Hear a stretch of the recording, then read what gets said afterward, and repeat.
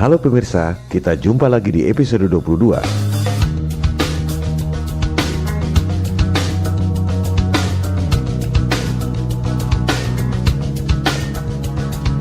Beberapa hari lalu, saya kebetulan pergi ke sebuah toko buku. Di bagian Social Sciences, saya tertarik pada sebuah buku berjudul Indonesia dalam Rekayasa Kehidupan. Di covernya, terlihat ilustrasi gambar gurita mencengkeram bumi dan Indonesia. Saya menduga gurita ini adalah simbol dari sistem yang zolim yang mencengkeram seluruh dunia. Gurita tersebut memiliki 8 kaki atau tentakel, mungkin simbol dari 8 penjuru angin. Jadi, gurita dengan 8 tentakel ini adalah simbol dari sistem global yang mencengkeram dari 8 penjuru angin. Bumi berbentuk globe, interpretasi saya adalah simbol globalisasi, penjajahan gaya baru yang dibuat oleh elit global. Di situ terlihat ada figur anak Indonesia yang dengan berani melawan sang gurita raksasa, sehingga gurita tersebut tampak ketakutan. Ini sangat senada dengan adegan film yang sering saya cuplik, David vs Goliath, Nabi Daud melawan Jalut. Bagi saya, keberanian David melawan Goliath adalah simbol dari hidup tanpa rasa takut, kecuali kepada Tuhan.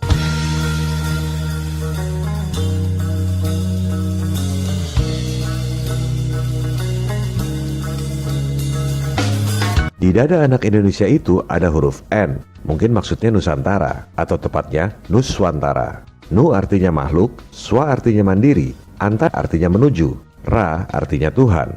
Jadi, Nuswantara itu maknanya adalah manusia mandiri menuju fitrahnya sebagai makhluk ciptaan Tuhan.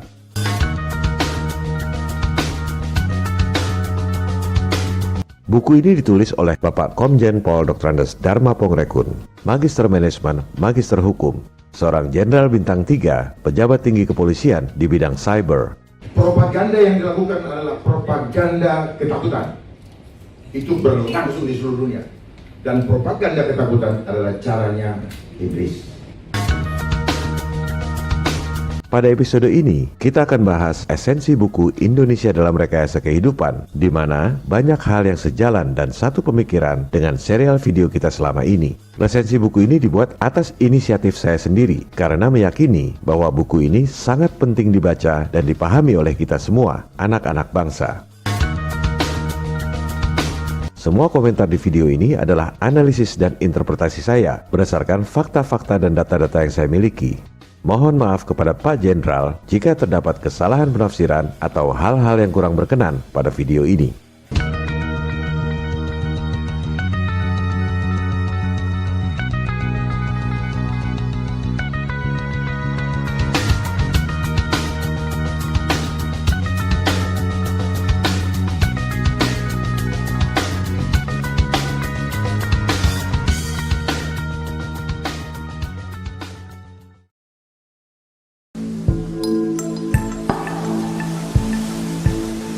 Esensi buku Indonesia dalam Rekayasa Kehidupan ini adalah tentang bahayanya globalisasi yang bertujuan untuk menghancurkan semua negara di dunia.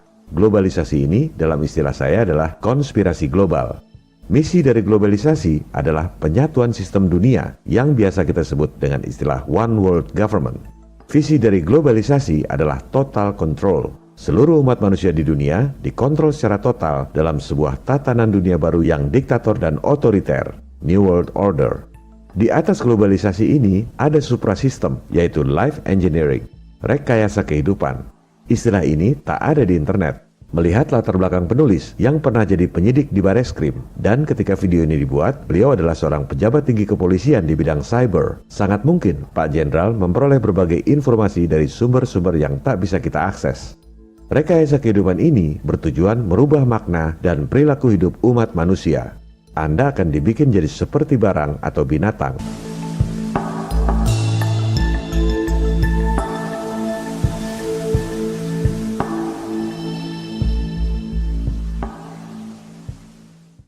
Sekarang telah terjadi gerakan globalisasi yang akan menghancurkan bukan saja Indonesia tetapi seluruh dunia.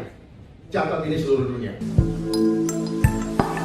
Jadi, bukan cuma Indonesia yang akan dihancurkan, tapi semua negara di dunia, termasuk Amerika, Cina, Jepang, dan lain-lain. Apa buktinya? Lihat tabel utang semua negara di dunia. Anda buka situs nationaldebtclocks.org. Utang Indonesia nggak ada di situ. Anda cari di sumber lain yang kredibel, statistik utang Indonesia yang diterbitkan oleh Bank Indonesia. Anda ketik satu persatu, dibuatkan tabel. Tabel seperti ini tak ada di Google atau internet. Anda harus membuatnya sendiri. Negara pengutang terbesar di dunia adalah si adik kuasa Amerika, kedua Jepang, ketiga Cina, yang katanya macan perekonomian Asia. Semua itu adalah ilusi, jebakan Nekolim. Negara-negara maju itu utang pada siapa? Siapa yang lebih kaya dari negara-negara maju sehingga bisa kasih utang pada negara-negara maju?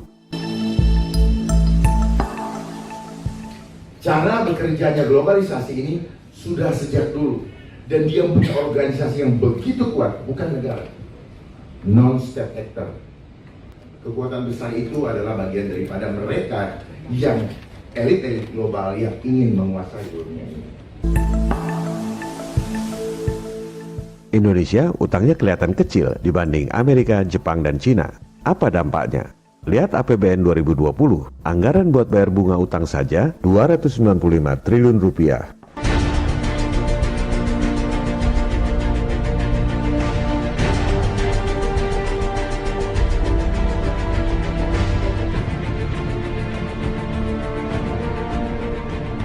Yang bayar siapa? Anda yang bayar, lewat pajak.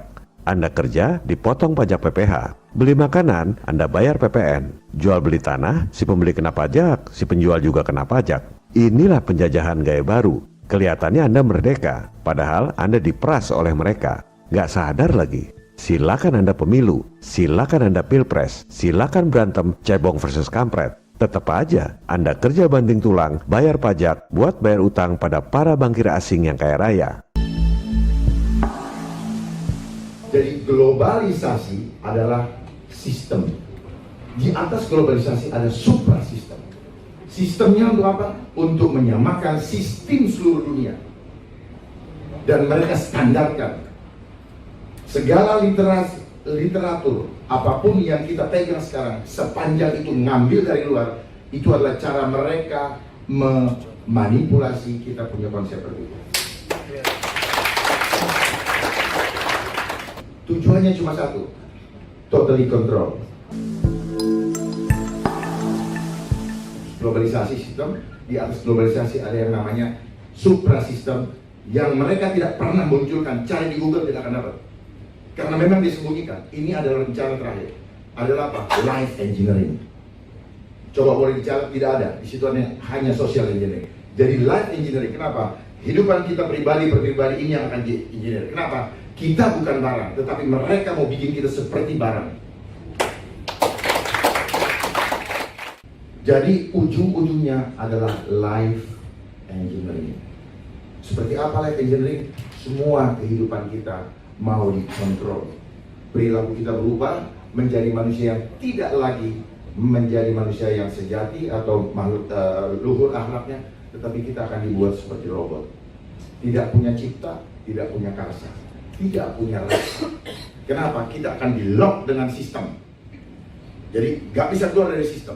Dan satu saat ini akan dipasang chipnya di badan kita. Itu pasti. Pasti.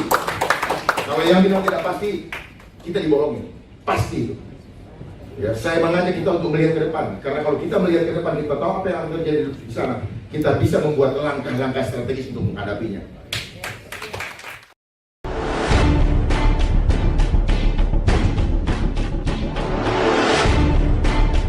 Program dari globalisasi adalah money, power, dan control population. Dengan menguasai moneter dan bisnis global, memiliki banyak uang digunakan untuk menciptakan kekuasaan di atas negara-negara di seluruh dunia yang kemudian digunakan untuk mengontrol penduduk dunia. Program Money, Power, dan Control Population dijalankan dengan strategi yang terstruktur, sistematis, dan masif.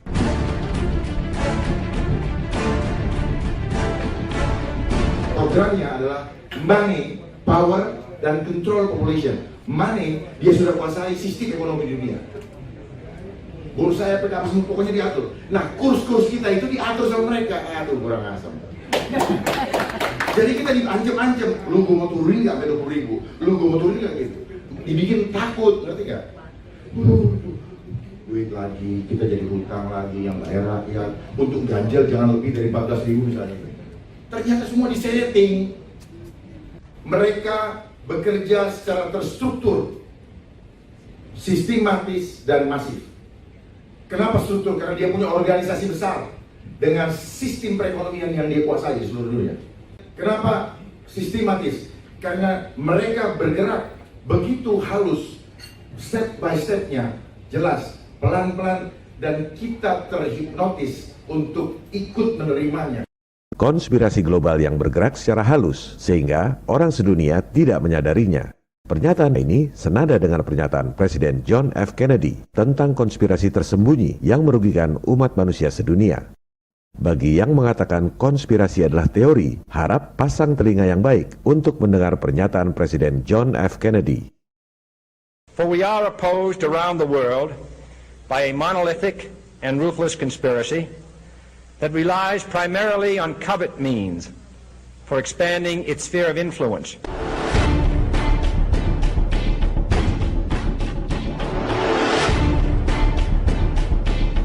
Pernyataan selanjutnya dari Pak Jenderal Dharma juga esensinya sama persis dengan pernyataan lanjutan dari Presiden John F. Kennedy.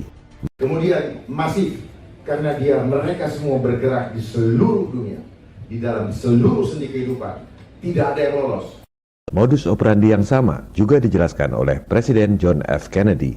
It is a system which has conscripted vast human and material resources into the building of a tightly knit, highly efficient machine that combines military, diplomatic, intelligence, economic, scientific, and political operations.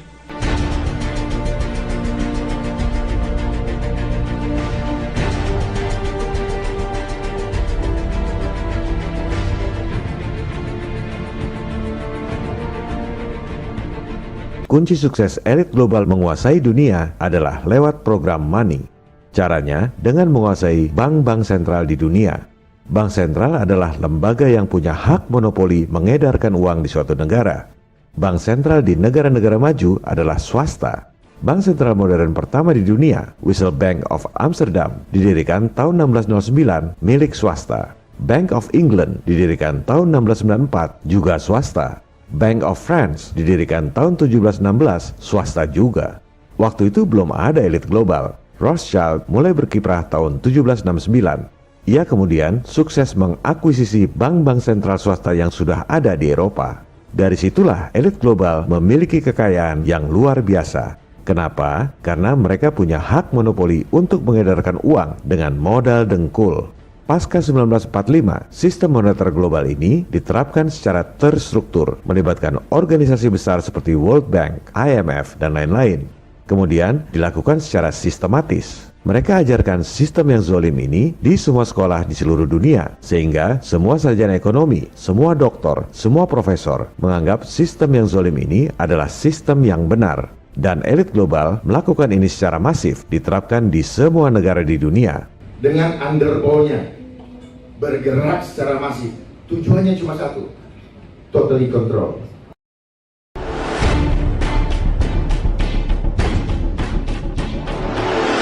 Mari kita buktikan. Silakan Anda buka laporan keuangan Bank Indonesia periode akhir tahun lalu, yaitu 31 Desember 2019. Jangan terintimidasi dengan deretan angka-angka yang banyak. Anda cukup lihat satu baris, berapa uang rupiah yang diedarkan oleh Bank Sentral. 793 triliun rupiah. Bank membukukannya di bagian liabilitas. Harus ada lawannya di bagian aset. Apa dasar Bank Sentral mengedarkan uang? Karena pendidikan di sekolah, kebanyakan orang akan bilang dasarnya adalah emas. Mari kita buktikan, berapa aset emas yang dimiliki oleh Bank Indonesia? Hanya 53,4 triliun rupiah. Omong kosong kalau dibilang nyetak duit dasarnya emas. Itu aset emasnya 0 rupiah pun tetap saja bisa mengedarkan uang 793 triliun rupiah. Lantas, apa dasarnya? Lihat baris di bawahnya. Dasar untuk menerbitkan uang adalah surat berharga alias bond, cash bond. The name's Bond. James Bond. Jumlahnya 2.000 triliun rupiah, surat utang tanpa jaminan.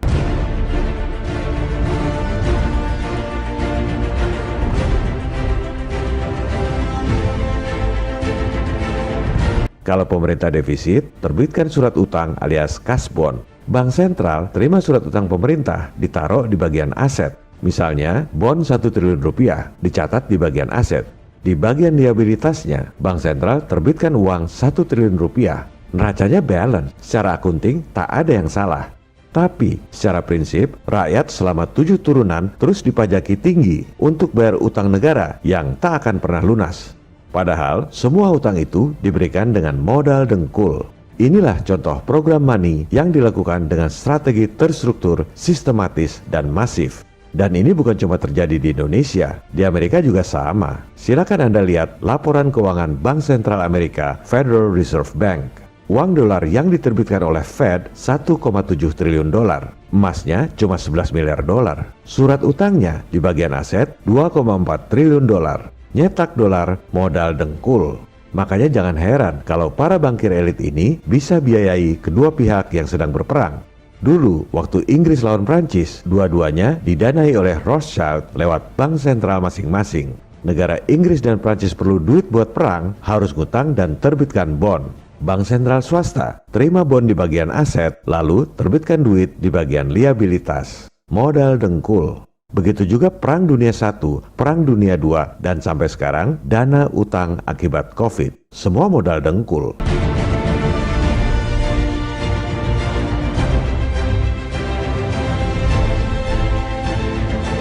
Sampai kapan umat manusia di dunia sadar telah dikadali oleh sistem yang zolim yang diajarkan di semua sekolah di dunia dan dipropagandakan oleh semua media massa? Propaganda ketakutan, apa itu? Itu 9/11 itu propaganda, ISIS itu propaganda, dan teroris yang ada di dunia juga propagandanya mereka, dan mereka gunakan itu, dan ada yang dibayar, disetting, ada yang memainkan.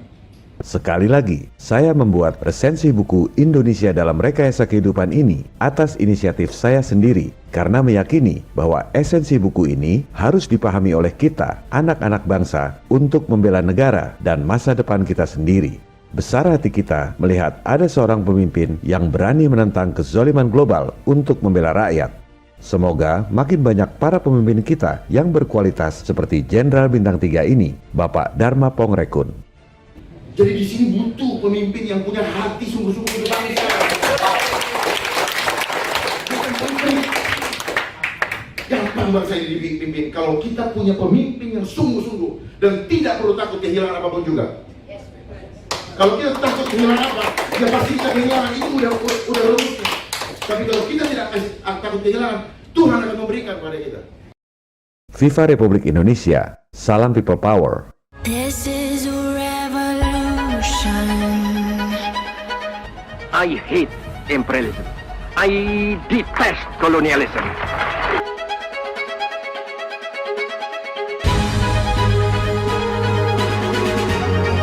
This is a revolution.